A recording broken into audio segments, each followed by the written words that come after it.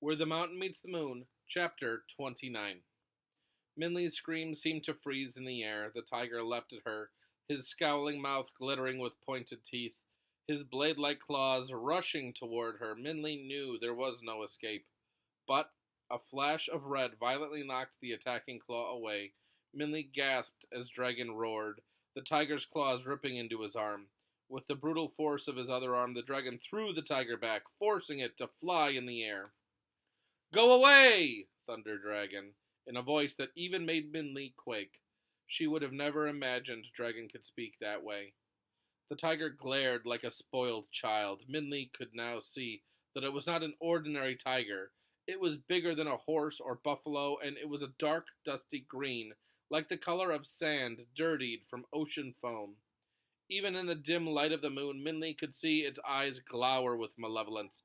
"Go!" Dragon commanded again. Minley realized she had forgotten how big Dragon was. The tiger was large, but Dragon was bigger. Though the viciousness of the tiger's expression made them seem evenly matched, but the tiger gave another malicious snarl and turned away. Dragon stood his full height until even the tiger's moonlit shadow disappeared from view. "Are you all right?" Dragon finally asked. "That tiger," Minley said in a daze, "that tiger was going to kill me." "I know," Dragon said. "The tiger was truly evil. When you screamed, I could feel it." And strangely, without knowing why, Minley burst into tears. The tiger's roars still echoed in her ears, and she could still see his cruel claws and eyes. And now that he was gone, her terror flooded out of her.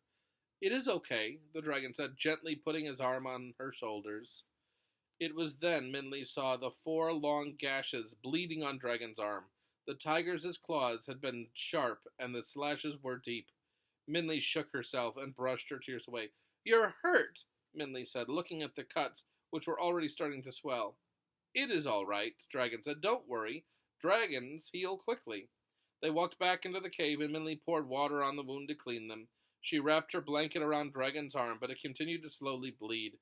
As he lay down, Minley noticed Dragon's eyes fade and blur.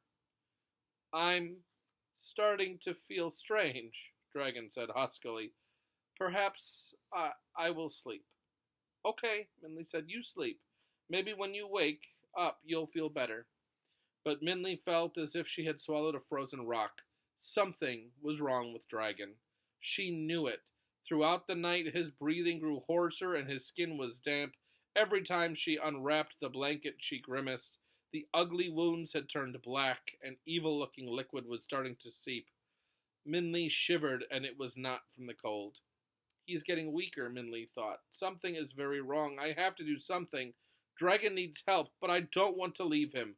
What am I going to do?" By the time the first light of the sun crept into the cave, Dragon's breathing was rough. When Minley shook him, he did not wake up. Minley felt a surge of panic. "I don't know what to do," she thought desperately. Her quick-thinking mind darted like a flustered butterfly. "I know," she thought. I'll go to the village. Maybe someone there will know what to do."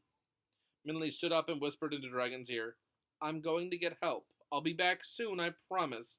Just hold on until then, okay?" But Dragon did not respond, and Minley felt tears starting to form in her eyes. Quickly, without even gathering her things, she turned and left. It was mid-morning outside, and Minley squinted in the sun.